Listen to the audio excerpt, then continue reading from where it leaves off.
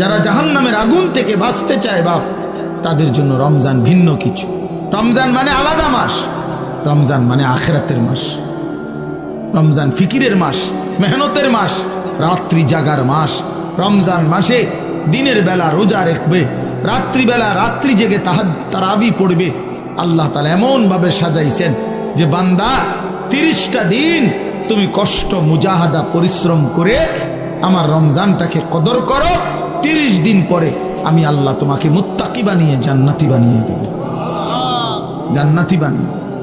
এই জন্য আমরা মাহে রমজানের প্রস্তুতি, আমরা যেন রমজানে রাত্রি জাগতে পারি, আমরা যেন রমজানে রোজা রাখতে পারি, আমরা যেন রমজানে নিজেকে প্রস্তুত নিতে পারি। এই জন্য আল্লাহ তাআলা রমজান মানেই হলো আখিরাতের মাস, রমজান মানেই হলো পরকাল সাজাইবার মাস, নিজের আখিরাত সাজাবার, জান্নাত সাজাইবার মাস হলো রমজান।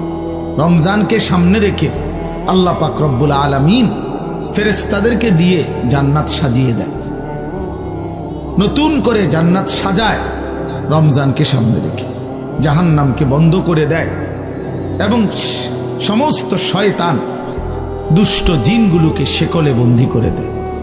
ইজা দাখালা রমাদান ফুতিহাত আবওয়াবুল জান্নাহ ওয়া গুল্লিকাত আবওয়াবুন নার ওয়া সুলসিলাতিশ শায়াতিন।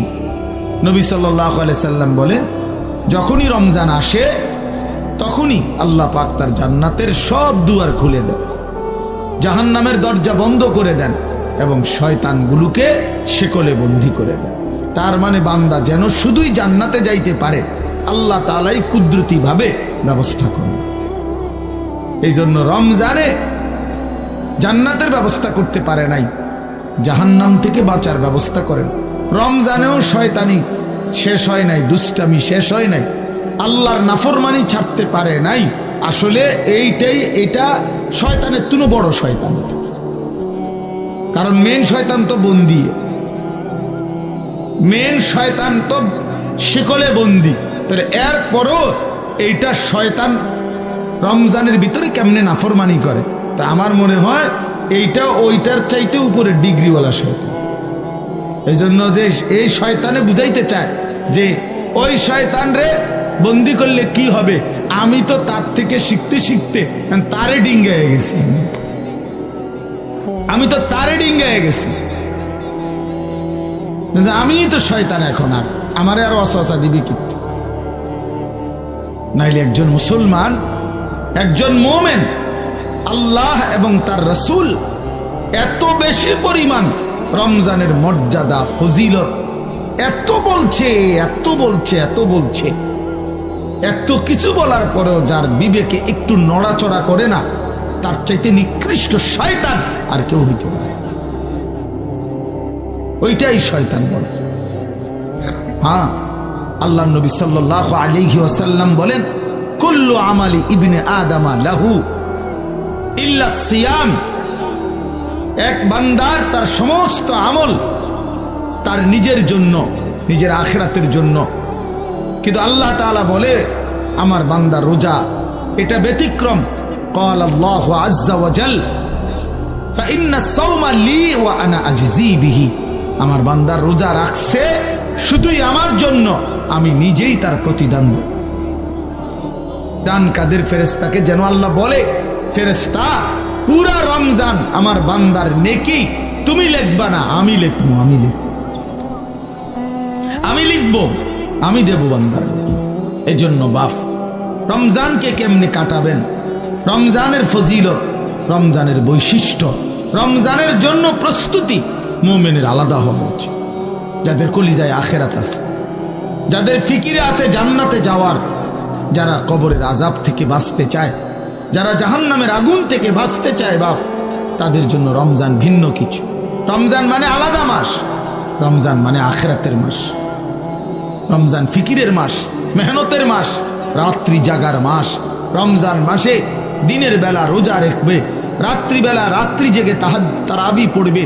আল্লাহ তাআলা এমন ভাবে সাজাইছেন যে বান্দা 30টা দিন তুমি কষ্ট মুজাহাদা পরিশ্রম করে আমার রমজানটাকে কদর করো, 30 দিন পরে আমি আল্লাহ তোমাকে মুত্তাকি বানিয়ে জান্নাতি বানিয়ে দেব, জান্নাতি বানান। এই জন্য আমরা মাহে রমজানের প্রস্তুতি, আমরা যেন রমজানে রাত্রি জাগতে পারি, আমরা যেন রমজানে রোজা রাখতে পারি, আমরা যেন রমজানে নিজেকে প্রস্তুত নিতে পারি। এই জন্য আল্লাহ তাআলা 15 দিন আগেই আল্লাহ তাআলা যেন আরেকটা প্র্যাকটিক্যাল আমার মধ্যে যেন হিম্মত, আমার মধ্যে যেন রোজার শক্তি, আমার ভিতরে যেন রমজানকে পালন করার মজবুত হিম্মত আসে। এই জন্য আল্লাহ তাআলা রমজানের 15 দিন আগে লাইলাতুন নিসফে মিন শাবান এই রাত্রিটিকেও আল্লাহ দান করেছেন। বলছেন, বান্দা শবে বরাত নামের এই লাইলাতুন নিসফে মিন শাবান এই রাত্রিটিতে সারা রাত আল্লাহর বন্দিগিতে জেগে থাকো, পরের দিন রোজা রাখো। এই হিম্মত নিয়ে রমজানের মধ্যে আগে বাড়ো, আগে বাড়ো। এটা একটা প্রস্তুতি নাও, এটা একটা প্রশিক্ষণ নাও, প্রশিক্ষণ। সেই রাত্রিটাও আগামীকাল আমাদের সামনে। শবে বরাত লাইলাতুন নিসফে মিন শাবান, অত্যন্ত মহিমান্বিত মর্যাদাপূর্ণ একটি রাত শবে বরাত, যেটা আমরা শব্দটা তো জানি, কিন্তু আমরা যথাযথ বন্দিগি করতে জানি না। শবে বরাত এটা আল্লাহ তাআলা আমাদের প্রিয় নবী সাল্লাল্লাহু আলাইহি ওয়াসাল্লামের মাধ্যমে আল্লাহ তাআলা আমাদের জন্য দান করেছেন।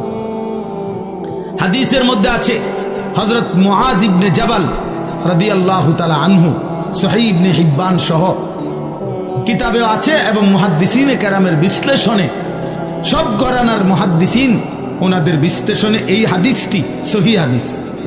হযরত মুআজ ইবনে জাবাল থেকে বর্ণিত, তিনি বলেন, আল্লাহর নবী সাল্লাল্লাহু আলাইহি ওয়াসাল্লাম বলেছেন, ইয়াত্তালিউল্লাহু তাআলা ইলা খালকিহি ফি লাইলাতিন নিসফি মিন শাবান ফায়াগফিরু লিজামিই খালকিহি ইল্লা লিমুশরিকিন আও মুশাহিন। নবী সাল্লাল্লাহু আলাইহি সাল্লাম বলেন, যখনই মধ্য শাবান, শাবানের মধ্য রাত্রি আসে, অর্থাৎ এই শবে বরাত আসে, তো আল্লাহ তাআলা কুদরতি ভাবে একদম বান্দার কাছে প্রথম আসমানেই আগমন করেন, এবং আল্লাহ তাআলা এই রাত্রিতে সেই সন্ধ্যা থেকে ফজর পর্যন্ত রাতভর বান্দা আল্লাহর কাছে তওবা করে, ইস্তিগফার করে, দোয়া করে, কান্নাকাটি করে, বারবার নিজের গুনাহ মাফ চায়, আল্লাহর কাছে চোখের পানি ফেলে, তো আল্লাহ তাআলা তার কোটি কোটি বান্দাকে সারা রাত ভর মাফ করতে থাকে। ইল্লা লিমুশরিকিন আও মুশাহিন, কিন্তু কোন মুশরিককে, শিরিককারীকে মাফ করে না, কোন হিংসুক বিদ্বেষকারীকে আল্লাহ মাফ করে না। তাইলে প্রিয় ভাই বাবা, আপনাদের জন্য এটা গুরুত্বপূর্ণ, এটা বোঝা উচিত। খুব ব্যাখ্যা আমি করতে চাই না, ছোট্টভাবে প্রথম এই শবে বরাতের কথাটা এটা বলতে চাই যে শবে বরাত এটা ফার্সি শব্দ, সব অর্থ রাত, বারাত অর্থ মুক্তি, মুক্তির রাত।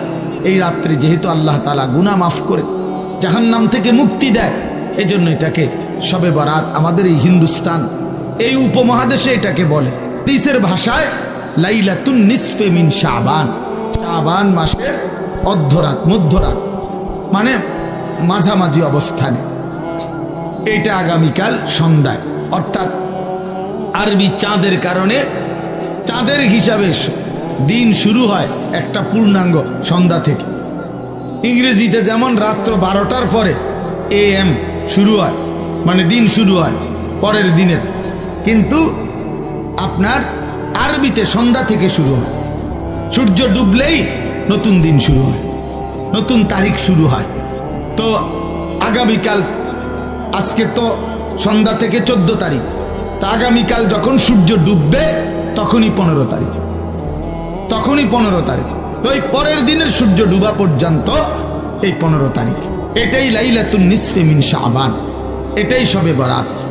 তাহলে এই শবে বরাত রাসূলুল্লাহ সাল্লাল্লাহু আলাইহি ওয়াসাল্লামের হাদিস দ্বারা প্রমাণিত, যে রাসূলুল্লাহ সাল্লাল্লাহু আলাইহি ওয়াসাল্লাম এটার ফজিলত বলছেন, যে আল্লাহ তাআলা এই রাত্রে অগণিত বান্দাকে, তওবাকারী, ইস্তিগফারকারীকে আল্লাহ মাফ করে থাকেন।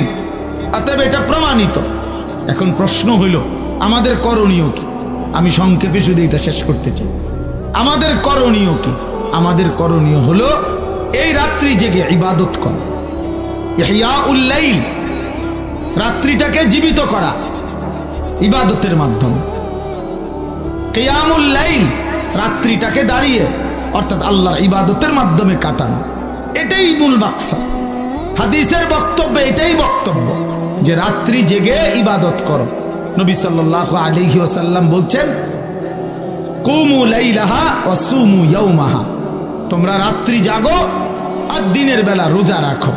তাহলে আমাদের দুইটাই কাজ, একটা হলো রাত্রি জেগে ইবাদত করা, পরের দিন রোজা রাখা। অর্থাৎ আগামীকাল শুক্রবার দিবাগত রাত আপনি আল্লাহর ইবাদত করবেন, শনিবার শুক্রবারের সেহরি খেয়ে শনিবার দিন রোজা রাখবেন, খালাস, এটাই। তাহলে আল্লাহ তাআলা শবে বরাত আমাদের জন্য দিয়েছেন, রাসূলুল্লাহ সাল্লাল্লাহু আলাইহি ওয়াসাল্লাম শুনিয়েছেন ইবাদত করতে, ইবাদতের রাত, ইবাদতের রাত। আর নফল ইবাদতের ক্ষেত্রে বান্দার কাছে কোরআন সুন্নাহর এটাই বক্তব্য, এটা কোনো ফরজ ইবাদত না, এটা ওয়াজিব ইবাদত না, এটা নফল ইবাদত। শবে বরাত কি ইবাদত বলেন? সবাই বলেন কি ইবাদত? আর নফল ইবাদতের মধ্যে একাকিত্ব, এটাই কাম্য, এটাই কোরআন সুন্নাহর ভাষ্য, যে একাকী, প্রত্যেকেই মুস্তাকিল নফল ইবাদত নিজের মতো করে নিজের জন্য করবে, নিজের জন্য করবে। আমি আর আপনি সমান না। আমি আমার বয়স হিসাবে আমি 40 রাকাত নামাজ পড়তে পারবো, আপনি পারবেন 20 রাকাত। আরেকজনে 100 রাকাত নফল পড়তে পারবে সে ইচ্ছা করলে, সে তার বয়স মাত্র 20 বছর, তারেও আপনি দিলেন 12 রাকাত, 80 বছরের বুড়া মিয়ারেও দিলেন 12 রাকাত। তো এটা ইনসাফ হলো না, এটা নফল হলো না, এটা তো বাধ্যতামূলক করে দিলেন, এটা বাধ্যতামূলক করে দিলেন। অথচ এই যুবক তো ইচ্ছা করলে এক রাত্রিতে সে 100 রাকাত নফল করতে পারত, কারণ তার তো শরীর আছে, তার তো সামর্থ্য আছে। আমরা কিতাবে পড়ছি, আবু ইসহাক আস-সাবিঈ এক বড় বুজুর্গ ছিলেন, উনি বলছিলেন, যুবক যৌবন কালে এমন হাজারো রাত, শত শত রাত আমার জীবন থেকে গিয়েছে, যে রাত্রিগুলোতে আমি এক রাকাতে পুরা সূরা বাকারা 3.5 পারার মতো পুরাটা তেলাওয়াত করে ফেলেছি, তেলাওয়াত করে ফেলেছি। হযরত উসমান রাদিয়াল্লাহু তাআলা আনহুর মতো সাহাবী এক রাকাতে পুরা মুকাম্মাল কোরআনুল কারীম এক খতম দাঁড়ায়া পড়ে ফেলছে রাত্রি। তাইলে নফল আমল সবার কি বরাবর? কথা বলেন না কেন? তাইলে আল্লাহর নবী সাল্লাল্লাহু আলাইহি সাল্লাম, ওনার স্ত্রী আম্মা জান আয়েশা, নবীজির বিবি, উনি বর্ণনা করছেন, আল্লাহর নবী সাল্লাল্লাহু আলাইহি সাল্লাম, কানা রাসূলুল্লাহ সাল্লাল্লাহু আলাইহি ওয়াসাল্লাম ইউসাল্লি বিল লাইল, রাত্রিবেলা নবীজি নামাজ পড়তেছিলেন। ফাআতালা সুজুদ, সেজদাটা লম্বা করলেন, লম্বা একটা সেজদা দিলেন। হাত্তা জানান্তু আন্নাহু কাদ কুবিজা, হযরত আয়েশা নিজে বলতেছেন, আমি ভাবলাম এত লম্বা সেজদা, না জানি নবীজি ইন্তেকাল করলেন কিনা। আর তো মাথায় উড়ায় না, কখন সেজদা দিলেন, আহারে মাথায় তো তুলতেছে না। হযরত আয়েশা রাদিয়াল্লাহু তাআলা আনহা বলেন, আমি তখন নবীজি সাল্লাল্লাহু আলাইহি সাল্লামের পায়ের তালুতে পিছনে আঙ্গুল দিয়া স্পর্শ করলাম, মানে সাইলাম আলী বাইচা আছে কিনা।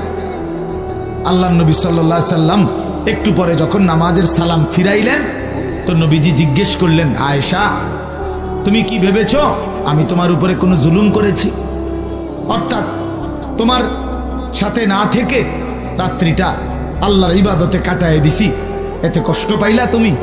হযরত আয়েশা বলেন, ইয়া রাসূলুল্লাহ, না, আমি কষ্টের কারণে বলি নাই, আমি মূলত ভেবেছিলাম এত লম্বা সেজদা দিছেন, না জানি আপনার ইন্তেকাল হয়েছে কিনা, এই জন্য আমার ভয় লাগছে দেখে আমি আঙ্গুলটা স্পর্শ করছি, আমার চাহিদার জন্য না, আমি আপনার পেরেশানিতে করছি। তো আল্লাহর নবী সাল্লাল্লাহু আলাইহি ওয়াসাল্লাম বললেন, আয়েশা তুমি কি জানো আজকের রাত কোন রাত? তখন হযরত আয়েশা বললেন, জানি না ইয়া রাসূলুল্লাহ, আপনি জানেন, আপনি বলেন। তো আল্লাহর নবী সাল্লাল্লাহু আলাইহি ওয়াসাল্লাম বলেন, এই আজকের রাত্রি হচ্ছে লাইলাতুন নিসফি মিন শাবান, এটাই শবে বরাত, এটা শাবানের মধ্যরাত। এই রাত্রিতে আল্লাহ তাআলা যত লোক আল্লাহর কাছে গুনাহ মাফ চায়, তওবা করে, আল্লাহ তাদেরকে মাফ করে থাকে। যত লোক আল্লাহর কাছে দয়া ভিক্ষা করে, তো আল্লাহ তাআলা তাদের উপরে দয়া করে, দয়া করে। তাইলে আল্লাহর নবী সাল্লাল্লাহু আলাইহি সাল্লাম এত লম্বা সেজদা দিছেন যে নবীর বিবি উনি পর্যন্ত ভয় পাচ্ছিলেন যে ইন্তেকাল করলেন কিনা। তাইলে নফল ইবাদত একটা লক্ষণীয় কথা বোঝেন। শুনতেছেন আপনারা? আরে ভাই বুঝতেছেন আপনারা? আপনার ইনসাফে কি বলে যে আমার বিবি, আমি নামাজ পড়তেছি, আজকের রাত্রি এত গুরুত্বপূর্ণ, কিন্তু উনি ওনার বিবিকেও অর্থাৎ এতটা আলাদা যে একত্রে না, তুমিও বসো, তুমি আমরা দুজন মিলে গড়ি ধরো, তুমিও 15 মিনিট সেজদা দিবা, আমিও 15 মিনিট সেজদা দিব, তুমিও আধা ঘন্টা লাগাইয়া নামাজ পড়বা, আমিও আধা ঘন্টা লাগাই পড়ব, এরকম কথা বলছেন এখানে।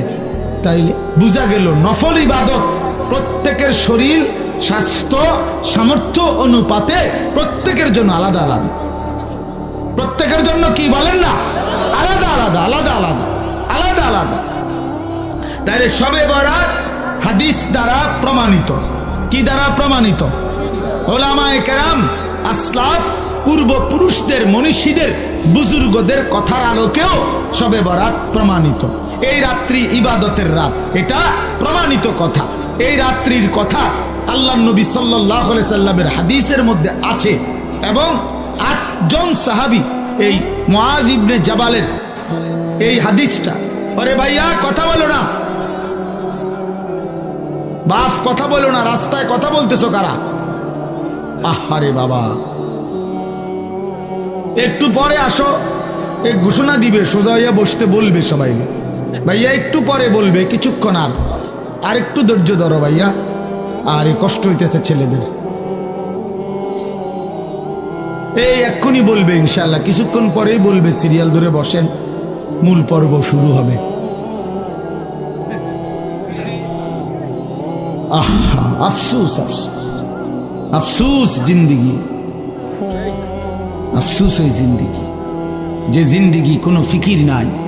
মুসলমানের সন্তান আমরা, প্রিয় ছেলেরা, বাবা, কোনো খাবারই শেষ সমাধান না, সেটা বিরিয়ানি হোক আর আরো ভালো কিছু হোক, সব কিছুরই গন্তব্য বাথরুম। এটাই তো সত্য। সেটা আরো দামি হোক কিছু খাবার, কিন্তু গন্তব্য তো বাথরুম। এছাড়া আর কি, এছাড়া আর কি? তাহলে এক মানুষের জিন্দিগির টার্গেট যদি হয় বিরিয়ানি, তো এই বিরিয়ানির পরিণতি যেহেতু টয়লেট শেষ ঠিকানা, তো তোমার জিন্দিগির টার্গেটও টয়লেটে। বাথরুম ছাড়া আর কি, টয়লেট ছাড়া আর কি? খাবে, ঘুমাবে, পেশাব করবে, বাথরুম টয়লেট সারবে, আর মাঝখানে টাইম যৌন চাহিদা পূরণ করবে, খালাস, এতটুকুই জিন্দিগি। এবার কেউ যদি, আমি সবসময় বলি, প্রতিদিন বলি এ কথা, যে জীবন শুধু এটাই বুঝছে, জীবন মানে খাবার, পেশাব পায়খানা, ঘুম আর যৌন চাহিদা, লজ্জাস্থানের চাহিদা পূরণ, এতটুকুই যে জীবন বুঝছে যে এটাই আমার জীবন, তো এই জীবন জানোয়ারের জীবন। এই জীবন কি? জানোয়ারের জীবন। এই জীবন কুকুরের জীবন, কুত্তার জীবন। কারণ ওই কুকুরও খায়, ঘুমায়, পেশাব পায়খানা করে, কুকুরেরও যৌন চাহিদা পূরণ হয়।